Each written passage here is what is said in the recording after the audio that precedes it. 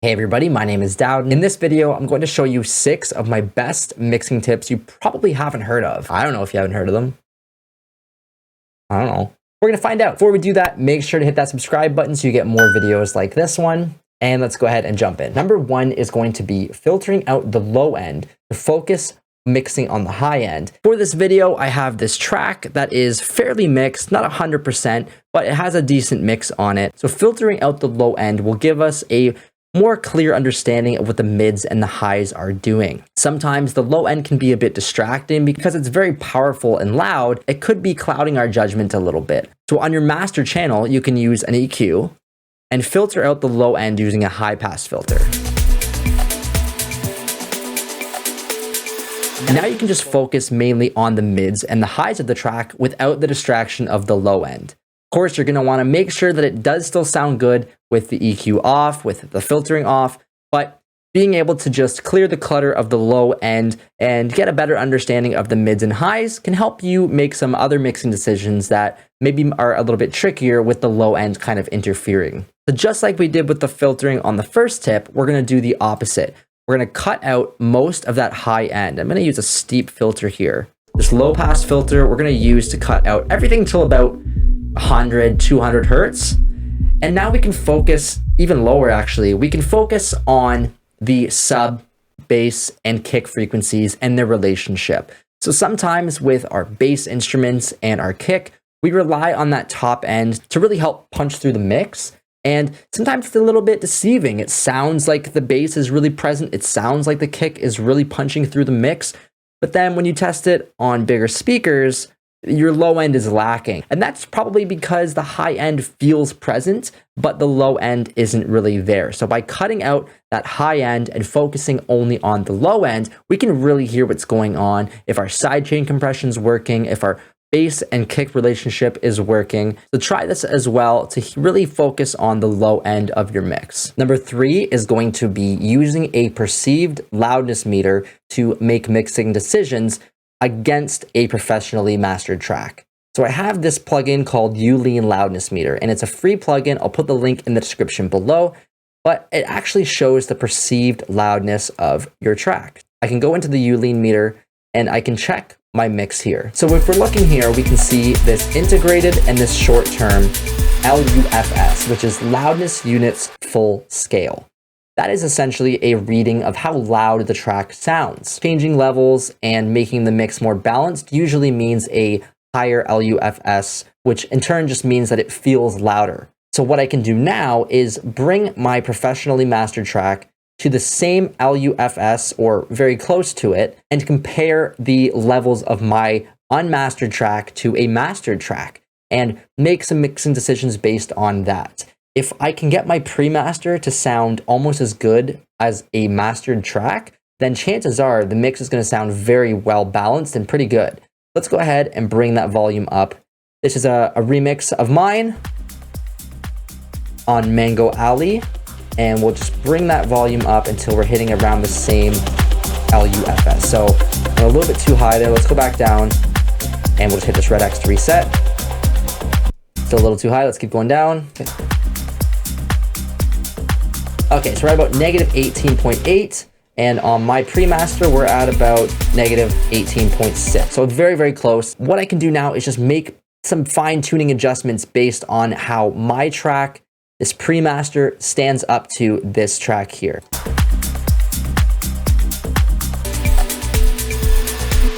So to me, it sounds like the hi-hat is a little bit quieter in my pre-master, so I'm going to bring that level up so it's closer to the reference track.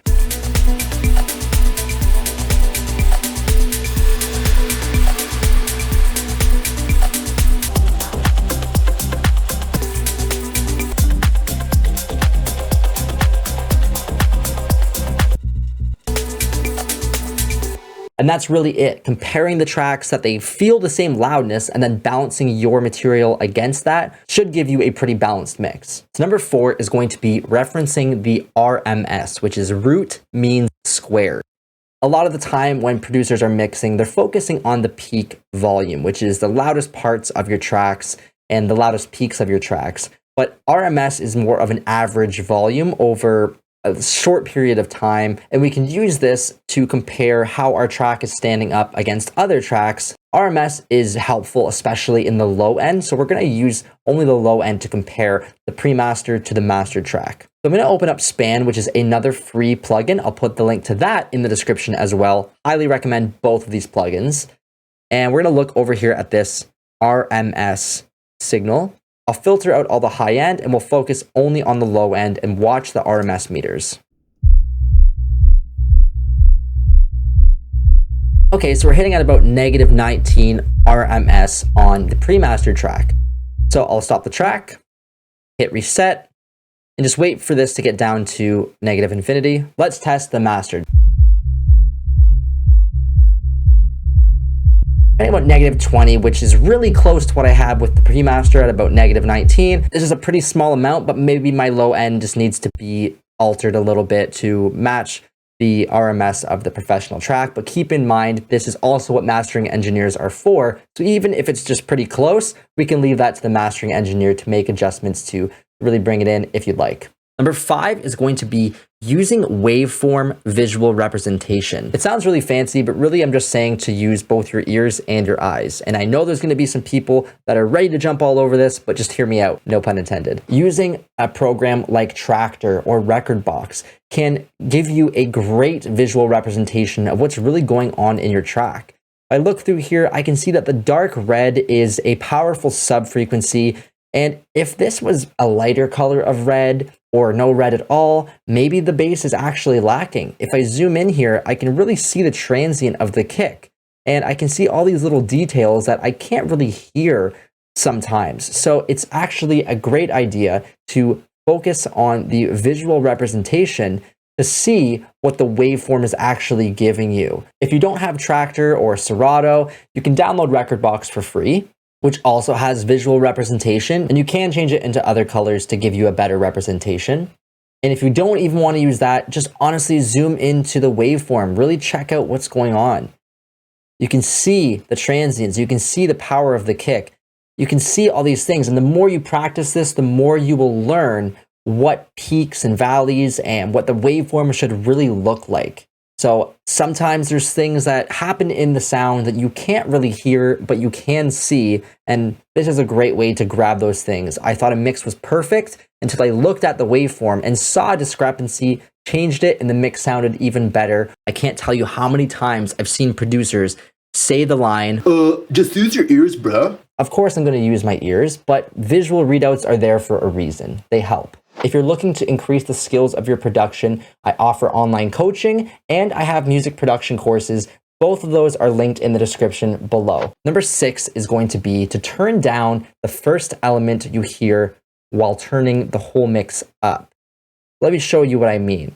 So we have here the mix. I'm going to turn the master down. And as I bring up the master from no volume, as soon as I hear the first element, by bringing up this mix, I'm going to turn that down.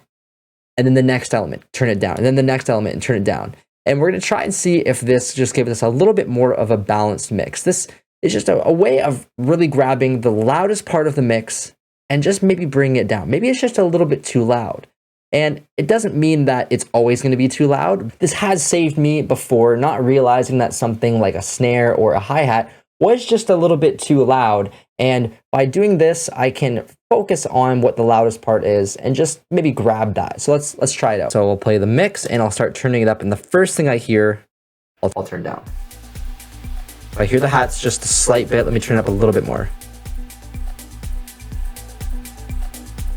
Yeah, I really hear the drums quite a bit louder than everything else. I'm going to turn that down 1 decibel. Let's try it again. I still hear the drums. Let's turn them down 1 more dB.